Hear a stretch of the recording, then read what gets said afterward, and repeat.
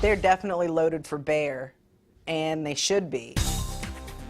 We don't know the specific evidence against County Commissioner John Wiley Price, but we do know the size of the load the feds have gathered against him, and it's a mountain of evidence. Good evening. I'm Steve Eager. First on Fox 4 News at 5:30 tonight. It is by far the largest public corruption case ever in Dallas County, the case against County Commissioner John Wiley Price. There are hours and hours of audio recordings, photographs, and a year's worth of video surveillance. Defense attorneys say because of all that evidence, they need more time to prepare. Fox 4's Sean Rabb has our story. The complex case against Dallas County Commissioner John Wiley Price was at least 3 years in the making. An investigation into 10.5 years of his public business and personal banking. Attorneys for Price and co-defendants Daphne Fain and Kathy Neely have asked for another extension. It's enormous. The amount of data that they have. Documents filed seeking the continuance indicate there's 7.5 terabytes of information. 1 terabyte can hold 85 million pages of Word documents, 5.77 million electronic files, and 3.5 terabytes of video, audio recordings, and photographs. 1 terabyte can hold 500 hours of film.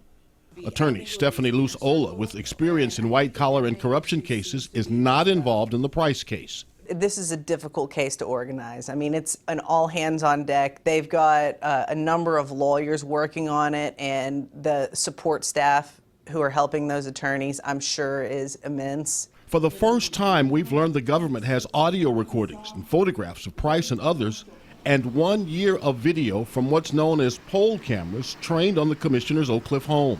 They will affix them to something on public land and fix the camera on the property. Like a utility pole or a tree? Something like that, yes. It's called long-term surveillance, and no permission from the courts or the Justice Department is needed. As long as what the cameras are fixed on is generally something that the public could view, it is permissible or can be considered permissible based on your jurisdiction under the Fourth Amendment.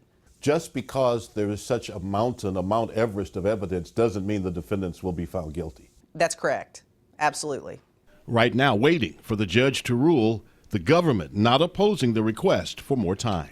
The pretrial motions were due on the 13th of June, and neither side has filed those. And so I think that's a pretty good indication that they all think that this motion for continuance is going to be granted.